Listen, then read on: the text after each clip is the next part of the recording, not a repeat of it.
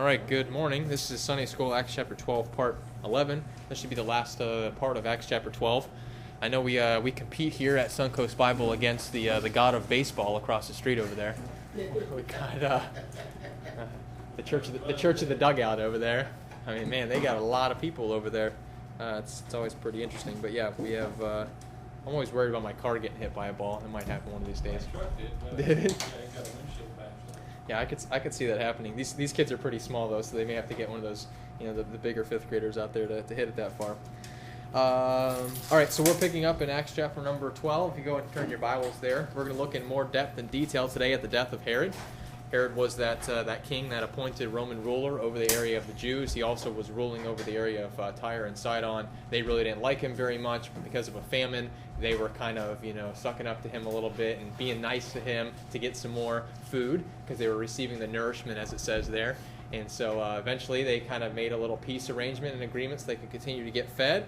And we'll see what happens in this speech today. So when Herod is standing there in that royal apparel, he puts on that more of a king type of apparel, and he stands before all those of Tyre and Sidon and every other Jew that he'd gathered together there, and they were under his control. And while that audience is there, someone in the voice, some of the group of the people cried out and said, "This is a voice of a god, right, and not of a man." And so the text doesn't say anything about Herod saying, now, that's not true. Nothing like that. We realize that he did accept that. He accepted and received that. And the angel of the Lord smote him because, as it reads there, he gave not God the glory. So that's just a quick summation of what's taking place here.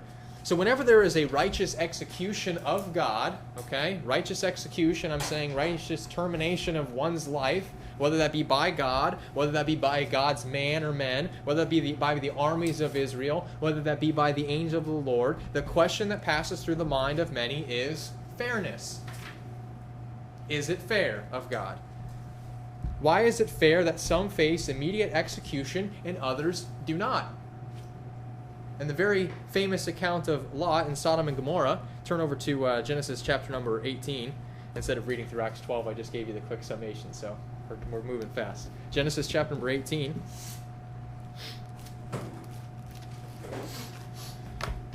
In the very famous account of Lot in Sodom and Gomorrah, right, Abraham demonstrates this way of thinking. That's the way of a man's thinking.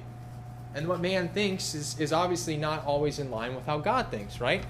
Man is a what? Man is a mortal, man is a unjust, man is an unrighteous. God is the opposite. So this mind that in some way, shape, or form God was not doing right in the execution of Sodom. He says, hey, this isn't fair in what you're going to do, God. You're going to destroy. So if you go over to Genesis chapter number 18, and we'll pick up in verse number, look at verse number 20, right?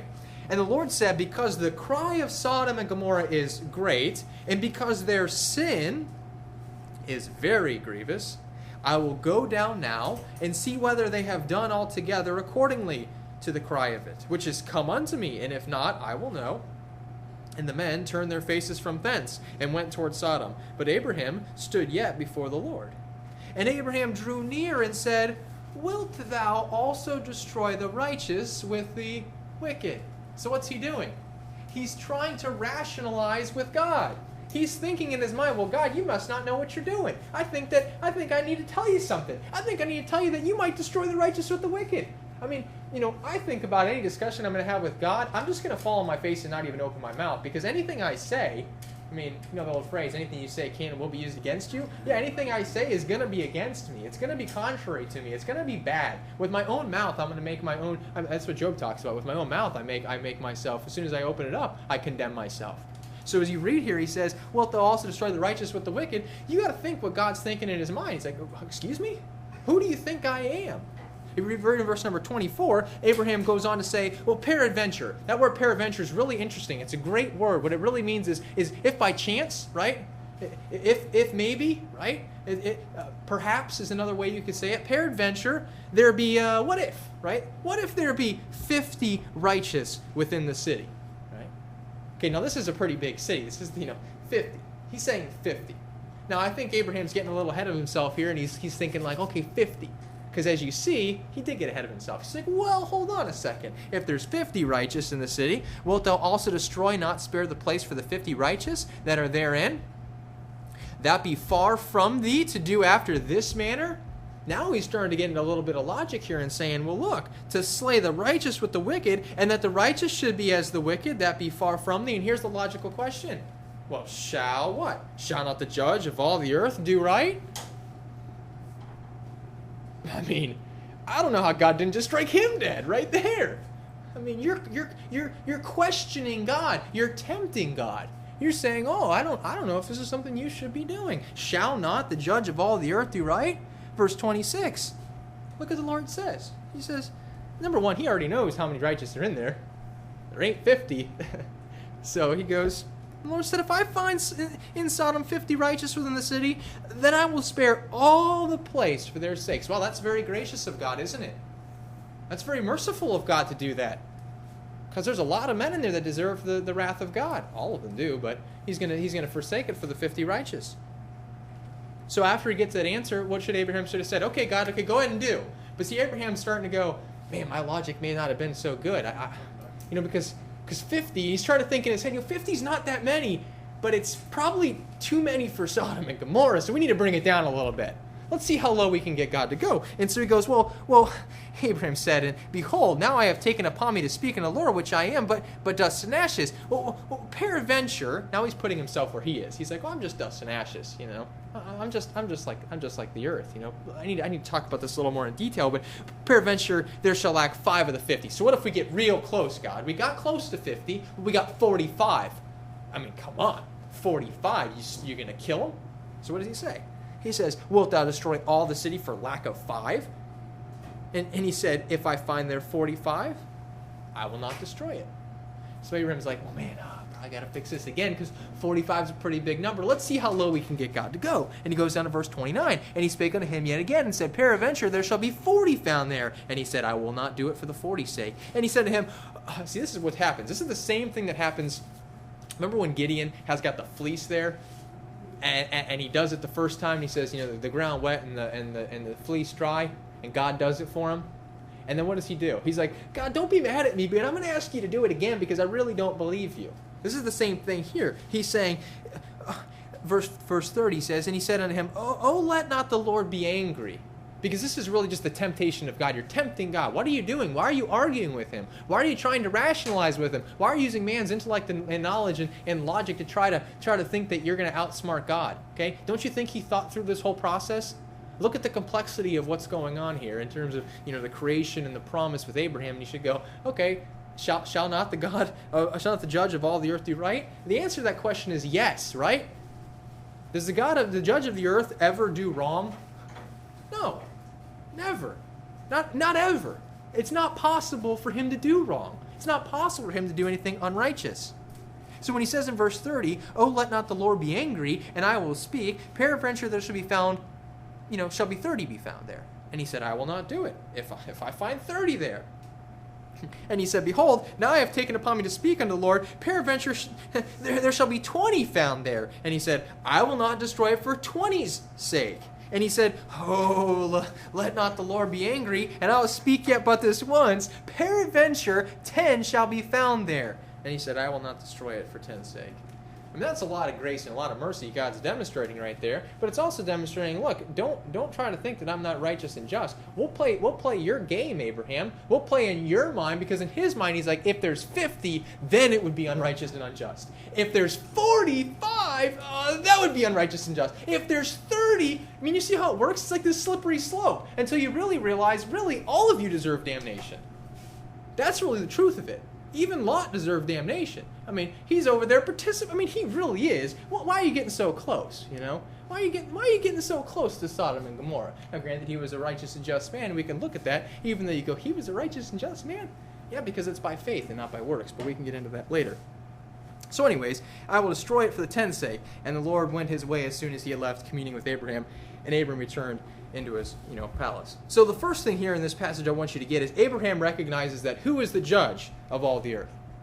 Who judges the earth? Well, God does, okay?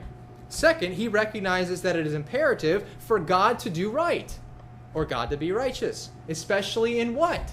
Especially in judgment. That's something that Jesus Christ rebukes the Pharisees and scribes for, right? You sit in Moses' seat, but you don't do it the right way. You sit in Moses' seat, but you execute that judgment and justice unjustly. And third, in typical human form, he exaggerates about the potential righteous amount that could be found in Sodom. I mean, think about it. 40, okay, I'll spare. Oops, maybe I need to say 40, 30, 10, 20, 10. You know, how silly is that? We look at this and go, that's just really dumb of him to try to argue with God. That's how I look at it. But, you know, you've been in that position. Well, God, if I just do this, then you'll be happy with me if I just do that. And if I just do this, then God will be happy with me. You can relate this to works as well for how people live their lives. They live their lives by, okay, God's going to be happy with me this time because I didn't sin that much this week. I was much better than last week. No, see, that's the problem. God doesn't respect any man's person. He doesn't respect a man's person. He doesn't accept a man's flesh. So you can try to do all the good you can get, and at the end of the day, what is it? All our righteousnesses are what? They're filthy rags. It's nonsense before God. He says that's not sufficient. That doesn't please me. I'm not concerned about that. So do I personally worry about the judge of all the earth doing right? No. I'm not concerned because he's going to do right every single time. I know his character. I know his attributes. He's going to execute it righteously every time. You know, Moses says it very well in Deuteronomy chapter number 32. See, when you let me start late, you got to have the micro machine man up here to go quickly. But as Frank always says, he goes, just get to the point. Just get to the point. All right, it's fine. Easy for you to say, Frank. I mean, come on, you get to the point.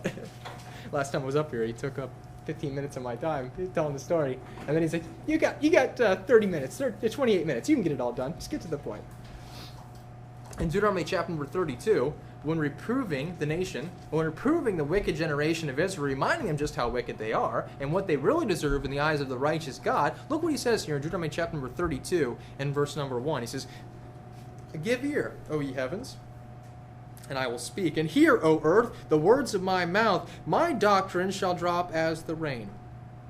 My speech shall distill as the dew, as the small rain upon the tender herb, and as the showers upon the grass. Because I'll publish the name of the Lord. Ascribe ye greatness unto our God. He is the rock." What does that really mean when somebody's a rock? I mean, they're firm. They're rooted. They ain't going anywhere. The character of a rock, can you mold it? Can you move it? Can you change it? Can you squish it? Is it like Play-Doh? Can't make one. No, yeah, you can't make one. It's there. And look what he says. He is the rock. His work is perfect. For all his ways are judgment, a God of truth, and without iniquity, just and right is he. That's a good verse. I mean, that is an awesome verse to demonstrate the character of God, especially in relation to the Old Testament, especially in relation to a nation of Israel underneath the law.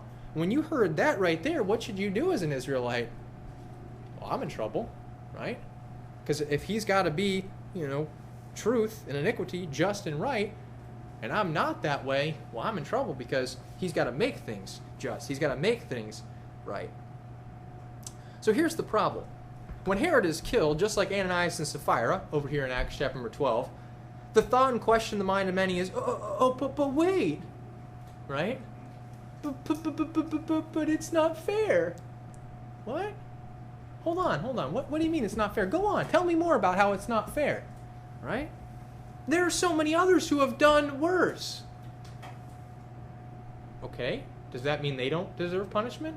Do you go to court and say, Your Honor, I know I stole.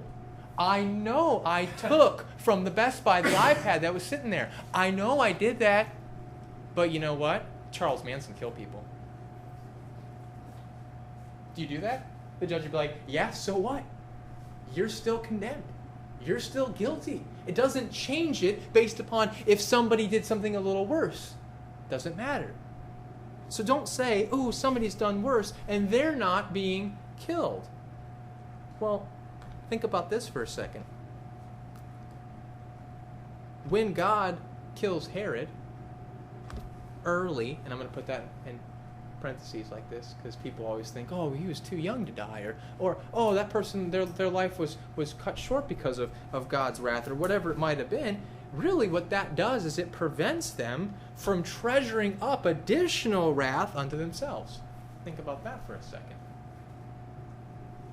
Think about it. So that heathen, the super heathen, the one who's doing all kinds, the Hugh Hefner, let's just use that because he's just easy. The Hugh Hefner, the longer he lives, what is he continuing to do? You think God forgets? You think God goes, oh, I don't remember what Hugh Hefner did when he was 20. No. He's treasuring. He's building it up. It's going up. It's going up. It's going up. It's going up. And it ain't stopping. Until what? Until the day that he dies. And what does Hebrews say? It's appointed unto man once to die, and after that, God forgets. After that, the judgment.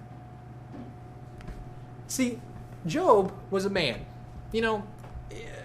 That's a really hard book to read. It's a really interesting story. And it's a man who faced intense, persecution and temptation from Satan, and he's got a lot in that book to talk about on this type of subject matter. If you look over at Job chapter number 21, Ezra, Nehemiah, Esther, Job.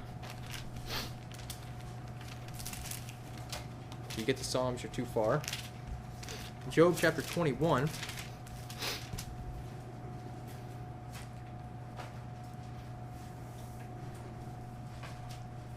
So Job here in chapter number 21, he's refuting the idea or the notion posed by Zophar, who is saying that, Job, we think you're a secret sinner. We think that you did something really wrong, and you just haven't confessed it yet, and as a result, you're paying the penalty for it. See, growing up in a Baptist church, that's what I heard constantly. Constantly. You have some unrepentant sin in your life, and as a result, that's why your dog died. That's why you have a broken leg on the ski trip. I mean, that's how it would be. Like, kids would get hurt on the ski trip, and then people would be like, oh, man, what do you think they did? You think because he was making out with that girl last night, and that's why God punished him? I mean, that's how they got in this thought process. And it's a very weird thought process because it's so contradictory, right, to what the Scripture goes on to talk about, as we'll get to. But it's really like, everything I do wrong, all of a sudden I get a spanking for it, and then as I don't do something wrong, we'll talk a little more. But look what he says. So he's saying there's, Zophar, we don't have to get through everything he talks about in chapter number 20, but he's saying, you're a secret sinner. So Job uses some logic, and he says, okay, well, if I'm a sinner, right, if I'm getting cursed, or if I'm having a penalty for God in this judgment, look what he says. Job answered and said, hear diligently my speech, and let this be your consolations. Suffer me that I may speak, and after that I have spoken, mock on. As for me, is my complaint to man? And if it were so, why should not my spirit be troubled? Mark me, and be astonished, and lay your hand upon your mouth. Even when I remember I am afraid, and trembling taketh hold on my flesh. Wherefore, this is where it begins. This is where he begins his logic. Wherefore do the wicked live, become old, yea, are mighty in power? If that's the reason why I'm sitting here, having all this, problems and calamity in my life, answer the question. Wherefore do the wicked live, become old, yea, are mighty in power? Why is that then? Verse 8. Their seed is established in their sight with them, and their offspring before their eyes. Their houses are safe from fear. Neither is the rod of God upon them. Their bull gendereth and faileth not. They're not having any problems in the field. Their cow calveth and casteth not her calf. They're doing okay. Verse 11. They send forth their little ones like a flock, and their children dance. They take the timbrel and the harp and rejoice at the sound of the organ. They spend their days in wealth. And I love how it says in verse number 13. And in a moment, doop, what happens? Go down to the grave. That's how it always is. Nobody's expecting to be like, oh, I'm going to die next week. Unless you have some crazy cancer that, has a very specific, time of termination, you don't really know. And so when I was talking to the kids last week, I asked them, I said, talk to me about eternity. How long is eternity? And I think it was Rachel. She goes, it's a really long time. And I said, it's a really long time? I said, well, how long is it? She goes, really long. I said, well, give me some time frames. When does it start? When does it begin? And she started looking at me. And she's like, well, it's forever. And I said, yeah, so how much time is that? I said, well, how do you determine time? She's like looking at me. And then I asked Cameron, and Cameron looks at me. I asked Lexi, and Lexi looks at me. They all have their eyes like, it's just a really long time. I'm like, but how can it be time if it's forever? Do you have a clock and you go like, it's time to eat? Like, well, what time is that? And then she's like, then of course they said, wait, we're not going to eat in heaven? I was like, all right, hold on. But in a moment, really, it's so quick, you don't even know, they go down to the grave. Now look at verse number 14. Therefore they say unto God, look at this. This is Job is considered to be what? What is Job considered to be in terms of the books of the Bible? One of the first books ever written, right? So of Job, this right here is exactly what Paul says in Romans chapter 1 and verse number 28. How many thousands of years later we have this, right? Look at this. Therefore they say unto God, depart from us, for we desire not the knowledge of thy ways. How is that not any different than what Paul says in Romans chapter 1? What does he say? I'll read it to you. In Romans 1 and verse number 28 he says, and even as they did not like to retain God in their knowledge. Depart from us. Get out of my head. I don't like it. I don't like it in there. We desire not the knowledge of thy ways. Look at verse 15. What is the Almighty that we should serve him? And what profit should we have if we pray unto him? Lo, their good is not in their hand. The counsel of the wicked is far from me. How oft is the candle of the wicked put out? And how oft cometh their destruction upon them? God distributeth sorrows in his anger. They are as stubble before the wind, and as chaff that storm carrieth away. God layeth up his iniquity for his children, and he rewardeth him, and he shall know it. His eyes shall see his destruction, and he shall drink of the wrath of the Almighty. For what pleasure hath he in his house after him, when the number of his months is cut off in the midst? Shall any teach God knowledge, seeing he judgeth those that are high? One dieth in his full strength, being wholly at ease and quiet. His breasts are full of milk, and his bones are moistened with marrow. And another dieth in the bitterness of his soul, and never eateth with pleasure. They shall lie down alike in the dust, and the worms shall cover them. Behold, I know your thoughts, and the devices which ye wrongfully imagine against me. For ye say, where is the house of the prince? And where are the dwelling places of the wicked? Have ye not asked them that go by the way? And do ye not know their tokens, that the wicked is reserved to the day of what? Destruction? They shall be brought forth to the day of wrath. If you go back over just a couple more pages to Job chapter number 4, and if you go to 4 verse number 17, look what he says here. This is one of the discourses of Eliphaz. He says in verse number 17, shall mortal man be more just than God? What's the answer to that? No. Shall mortal man be more just than God? Not possible. Shall a man be more pure than his maker? No, not possible. If you go over to Job chapter 10, we're going to run these verses quickly. But look at Job chapter number 10 and verse number 1. Look what he says in verse 1. My soul is weary of my life. I will leave my complaint upon myself. I will speak in the bitterness of my soul. I will say unto God, do not condemn me. Show me wherefore thou contendest with me. Is it good unto thee that thou shouldest oppress, that thou shouldest despise the work of thine hands, and shine upon the counsel of the wicked? Hast thou eyes of flesh, or seest thou as man seeth? Are thy days as the man's days? Are thy years as man's days? Thou inquirest after mine iniquity, and searchest after my sin. Thou knowest that I am not what? I am not wicked. He's going through like a logical reasoning in his head. This book is there's a guy that's preaching on it right now on one of the YouTube channels I go through, and it's a great book. It's a really very it's a good book of like wisdom too. You know, it's kind of, I think it's like very much like Ecclesiastes in that way, where it talks a lot about just the things that people think about in their head.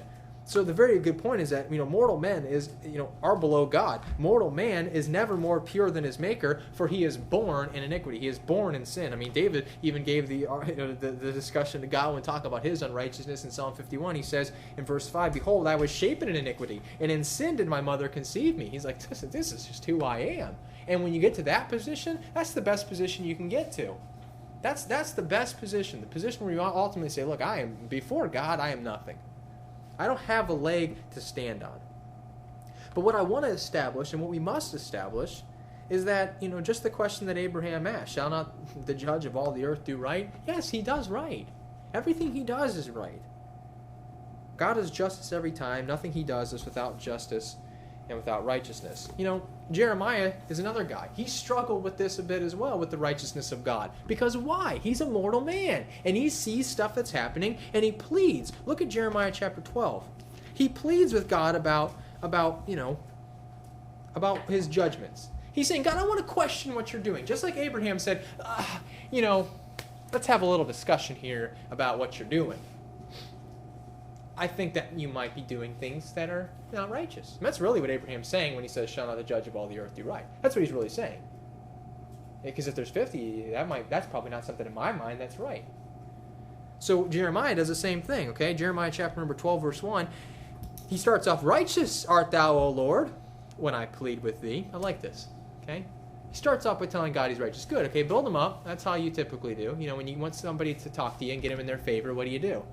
I was always told that if you want to get somebody close to you, if you want to establish a rapport with somebody, you know what the easiest way to do it and the best way to do it is? Either give them a compliment or do what? Or ask them for advice. Those are the two ways to gather that rapport very quickly. So here, what's he doing? He's giving God a compliment. He's saying, righteous. Righteous art thou, O Lord, when I plead with thee. What's he going to plead with thee? So what's he do? It's the motive, right? So righteous are you, but then what does he use the word yet?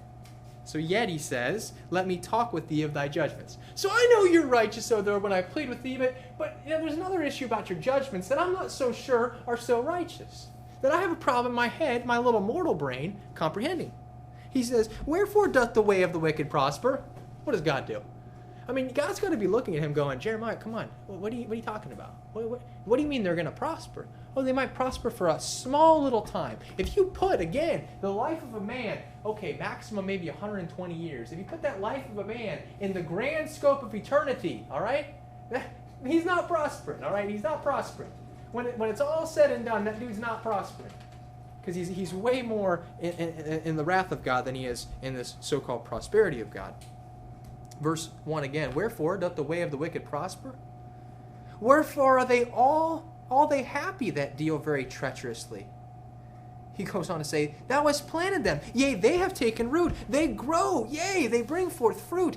Thou art near in their mouth and far from their reins. But thou, O Lord, knowest me. Thou hast seen me and tried mine heart toward thee. Look what he says. Pull them out like sheep for the slaughter, and prepare them for the day of slaughter. What is that? I went on Bay News 9 this morning to just go on and look at the weather. I click the weather. I do it pretty much every day. I go online, I click the forecast, I click marine forecast, I look at the waves, I like to look at that. I like to see what the marine forecast is saying too. And you know what the very front page is? It's about some lady who left her daughter in the car for 15 minutes while she went into Walmart, right? And what is everybody doing? Shame! Shame!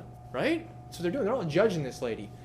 And I'm thinking to myself, I know a lot of people that have done that, They left the air conditioning on, but she left them alone for 15 minutes and she got arrested for it. But everybody's going, shame, shame, shame. And that's what it is. Everybody likes to cast that judgment. And all that really does is, what does it come back to? It just comes back to, look, it's you got the one pointing at them and you got three pointing back at you. You're in the same boat. So what Jeremiah is thinking here is he's going through this. He's getting into the righteous indignation part. He's saying, like, God, I feel like I'm more righteous than you are. I feel like I want these guys to die and you don't. I have this righteous. Okay, good. Just chill out for a second. I mean, God's not gonna let them go unpunished, right? He doesn't do that. So Jeremiah's thought is, there's no grace, there's no mercy for God. Just do it, get it done with. He desired the immediate death for them. He struggles with this constantly through the book. If you turn over a couple more pages to Jeremiah chapter number 18, and you read in verse number 19, look what he says here, 18:19. He says in Jeremiah 18:19, give heed to me, O Lord, and hearken to the voice of them that contend with me. Shall evil be recompensed for good? What is that? He's like, that's not just, evil being recompensed for good. Come on. For they have digged a pit for my soul. Remember that I stood before thee to speak good for them and to turn away thy wrath from them. Therefore deliver up their children to the famine, and pour out their blood by the force of the sword, and let their wives be bereaved of their children, and be widows, and let their men be put to death. Let their young men be slain by the sword in battle. Let a cry be heard from their houses when thou shalt bring a troop suddenly upon them. For they have digged a pit to take me and hid snares for my feet. Yet, Lord, thou knowest all their counsel against me to slay me. Forgive not their iniquity, neither blot out their sin from thy sight, but let them be overthrown before thee. Deal thus with them in the time of thine anger. See, what men don't realize, and what so many forget, is that God doesn't forget. And while execution of righteous judgment happened at the hand of God many times, the end of all these unrighteous is ultimately the same. I mean, David, we don't have time to go through all these verses, but David in Jeremiah 37, he says he's envious that the wicked prosper. He's envious of what they got. Oh, how do you get envious of it? You don't want to be as wealthy as Hugh Hefner? He's got a lot of money. Well, yeah, from a fleshly perspective, from a car perspective, it looks like he's got it all, right? You know, all these other guys making these movies or whatever it is, yeah. It's easy to fall into that. The envy of the wicked. They prosper. But it's only for a what? It's only for a season. And then in a moment, what do? They go down to the grave. So, really, God performed the largest execution of mankind back in Genesis chapter 7, 19 through 22. I was just telling Rebecca that I watched, that's the flood. But I just watched the movie Noah. I got through 90% of it. Almost had a heart attack because it's about the most horrible movie. I mean, honestly, when I tell you that it's not even biblical. It's a fable what they're making it. The only thing that is, there's a guy named Noah, right? He had 2 sons. One of them looked like a little girl. I think they did it on purpose to kind of be the transgender thing. I really do think they did that because the littlest one was all like kind of foo-foo-y and like, they did that. You know how they work. That's the new agenda, man. We got to get this in any way we can. Oh, don't be weird. He didn't have a wife either, which I thought was kind of interesting. But anyways, the whole movie was crazy. I mean, it is absolutely. I don't even know how to describe it. Angels turned into rockmen. Rockmen protected the ark. Rockmen built the ark. They were actually good angels. They were not cast down and left their habitation. They tried to help mankind, and by helping mankind, they got the curse because God said they shouldn't have helped mankind because they were already part of the curse. It is wackadoodle. I mean, I don't even know what to tell you.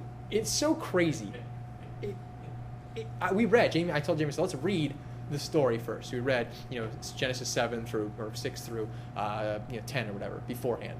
And so I could get my mind refreshed as to how the real thing goes. And then I started watching it. I'm like, dude, this is an abomination. This is an absolute, just horrible. And so no wonder people would say, man, that Christianity is whack. Like, yeah, that's really weird, It's very strange what has occurred there. And the craziest thing is Cain was on the ark. Sorry for the spoiler. Cain's on the ark. He's in there because he's trying to kill Noah. Dude, it's so weird. And his great-grandfather's Enoch and Methuselah, and Methuselah's looking for berries. I'm telling you, the movie is strange. It's very strange. So anyways, I say that to say don't go watch unless you just want to be frustrated and go, what the heck is going on? Because I don't even know. And Noah commits murder within like the first 3 minutes of the movie. He kills 3 guys. And I'm like, don't remember that in the record. Okay, I guess he's a murderer too. Yeah, and they don't eat meat. They don't eat meat. I promise you, they don't. Because the little boy goes, Dada, why did they kill the animal? They're gonna eat it. What do you mean? Why are they gonna eat it? Just weird stuff. I'm telling you, it's weird. Like all the stuff you got. I'm not making this up. So, anyways, crazy. And I can see because it's Russell Crowe, and they want to make it, Russell Crowe around the world killing people, blowing people up. That's just what he does. That's like his style. And they have the chick from Harry Potter in there. Emma Watson, right? And I didn't even recognize her because she's not all make-upped up and typical. She looks. So I was watching. I go, is that the chick from Harry Potter? And Jamie's like, I think so. I'm like, wow, this is going to be really bad for her reputation because this movie's horrible. Harry Potters are considered to be very good cinematography or whatever. But so, anyways, God performed the largest execution of mankind back in Genesis 7. I mean, he killed. If you read what he says there, everything died. Creeping things, the fowl of the air, the things that are on the earth, and all man went to dust the ground. I mean, he killed them all. Everything was dead. There's nothing left, right? So he will do it again. We can look at some of these verses, which you don't have time to do. Matthew 25, Revelation chapter number 20. So the important points to understand are this, okay? All sin brings about death, correct? Yes. James 1:5, Romans 6:23, the wages of sin is death. Romans 5 chapter 12, or Romans 5 verse 12, and God will execute judgment and justice by his Son, Jesus Christ, to whom all judgment has been committed. John 5 verse 22. He will judge the secrets of men's hearts according to the gospel of Paul, Romans chapter 2 verse 16. And men today can and will treasure up wrath against the day of wrath and revelation of the righteous judgment of God. It's been said that we live in the silence era of God. God isn't speaking, right?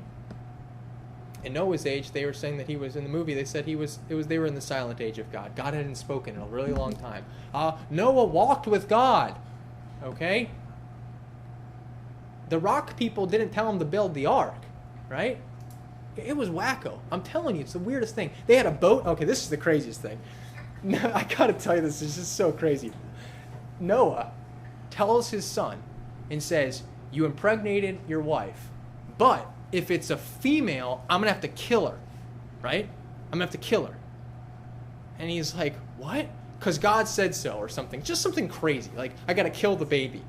And so you better hope that the baby doesn't get born when it's on the boat or something. So, of course, the whole time she's walking around the boat, "Oh, I'm pregnant. Oh, her water breaks." And they have this boat and they're going to flee off of. And Noah magically has a grenade and throws it on the thing and it blows up. And I'm not even kidding you. He throws a grenade, it lights on fire, and the boat blows up, okay? It's insane. So then they have the baby, right? And so in the middle of this, the problem is they're having the baby while he's fighting Cain down in the middle of the ark. Cain of all people, he's eternal. He's still living today, by the way. Cain, he never dies. And all the angels are there to protect him so that nobody can kill him. I understand where they get some of the concepts from, but it's crazy. This is what happens when you have people without the Holy Spirit trying to read the Bible. It doesn't work. So while they have this baby, they have the baby born, and I don't know. I couldn't even get past. That was like the last part of the movie. And I don't know if they ended up killing the baby, but he said he had to kill the baby. And I'm like, why does he have to kill the baby? It's the most crazy thing. And while we're on that subject, I got one more thing to say. Okay, I saw a Facebook article about the Texas cheerleader that was killing all the lions. You see that? She killed like the lions and the rhinoceroses and all that type of stuff. And all of these people were just yelling and getting all crazy.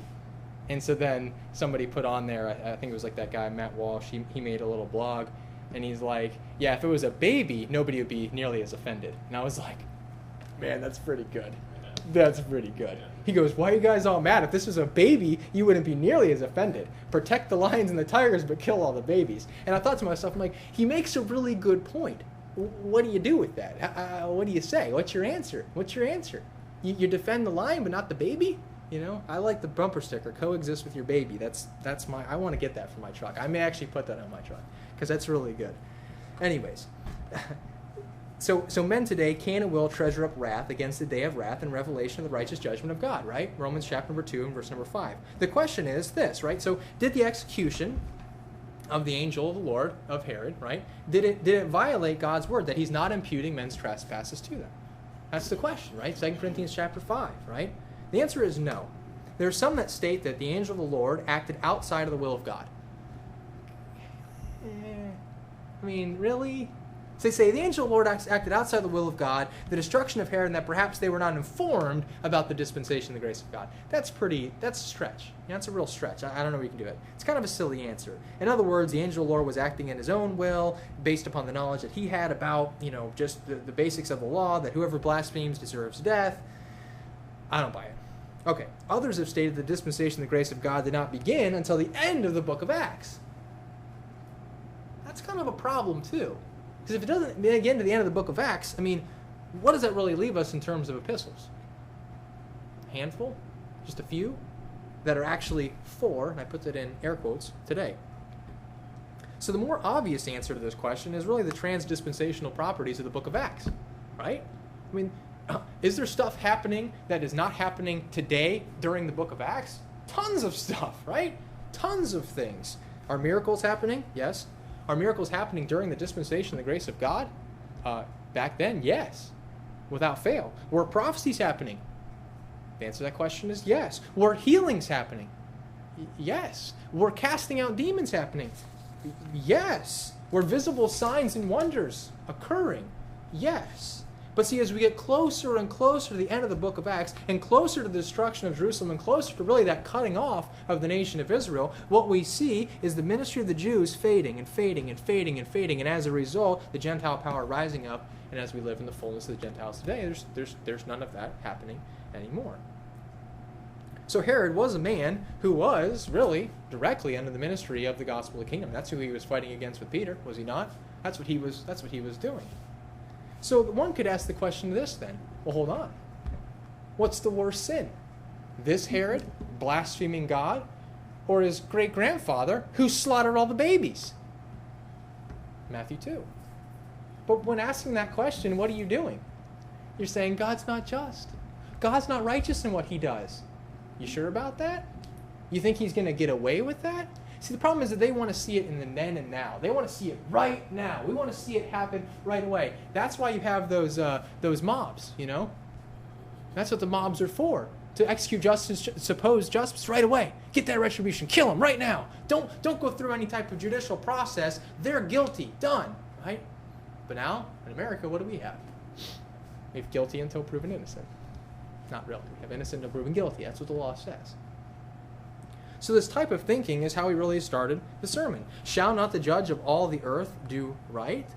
He does do right. His ways are always true. And today I can assure you that look, many have taken the silence of God to say, ha, God?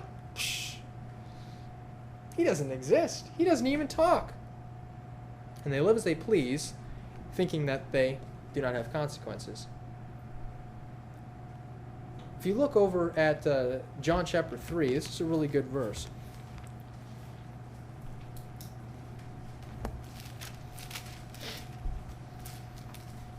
When Jesus Christ, in Luke chapter 4, quotes the prophet Isaiah, chapter 61, he says to preach the acceptable year of the Lord, but what does he not say? He leaves off the part where it says, and the day of vengeance of our God, right? He leaves that off. He doesn't put that in there. And the reason why is because there is a twofold part, even in prophecy, regarding Jesus Christ in his ministry. The earthly ministry of Christ, number one, as he says here. Look what he says in verse number 17. For God sent not his Son into the world to condemn the world, right? Couldn't he have been completely just in condemning the whole world? Couldn't he have been completely just with skipping the whole dying, the whole gospel of the king? Yeah, wouldn't he be just in all of that? Sure. But what does he do? He offers, and he says, for God sent his Son not into the world to condemn the world, but that the world through him might be saved. See, the same consequence, the same kind of topic is there really found in 2 Corinthians 5. The same, like, it's there. It's the same idea, just like we saw, with Job in Romans. Those same overarching principles are there about the mercy, grace, and justice of God. There's plenty of grace throughout all of the Old Testament, but it's not the dispensation of the grace of God. Now is the dispensation of the grace of God. I mean, we live in where it really is all about grace, grace, grace, grace, grace. The more grace you can get, the more grace you're going to get. Right? Where sin did abound, grace did much more abound. You can't say that underneath the law. Where sin did abound, much more spankings abounded. Much more persecutions abounded. Much more captivity abounded. So today, we see this taking place. And we must remember this, right? That all men, look at Luke and we'll close with this. Luke 18. All men judge unjustly. They just do. It's inherent in their nature. It's going to happen. They can't do it any other way. Luke 18.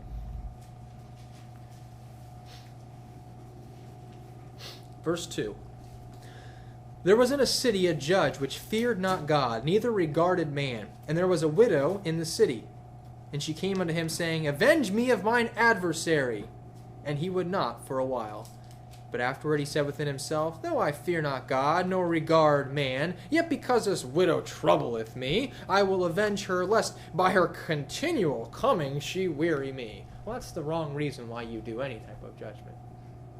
That's like if we just keep putting in pleadings in the court, more pleadings and more pleadings and more pleadings, and finally the judge goes, whatever, just grant it. I don't even care. They're just annoying.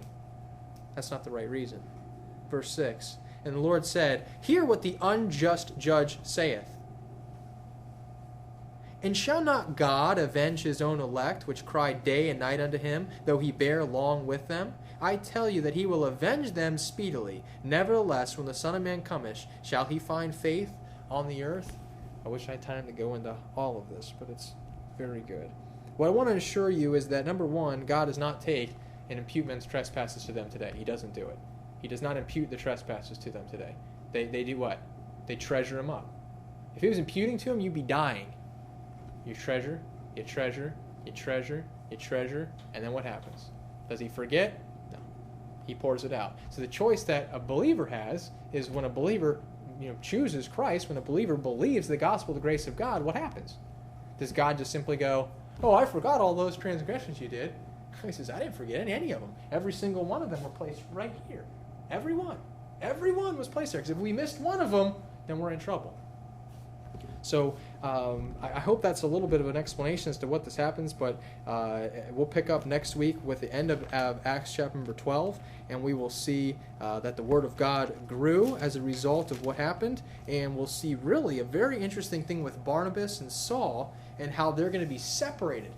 They're going to separate Barnabas and Saul, for the work. That's going to be really interesting, because what is this work? Why are they being separated now, right? All of a sudden, we're separating them. We're going in a different way. And Acts 13 has one of the verses that really helps explain the understanding about what is going on with the Jews. They're considering themselves unworthy of everlasting life. And we'll see this big turning, this big shifting away from the Jews. And so once you start seeing that, you see things start to really change more and more and more. And that's why you can see, again, there are transdispensational pieces. They overlap each other, right? One's going up and one's coming down. So one's coming out, one's coming in. And where are we at today? We're heading toward the fullness of the Gentiles. That's where our goal is. That's where we're reaching toward. So, all right, let's close in prayer.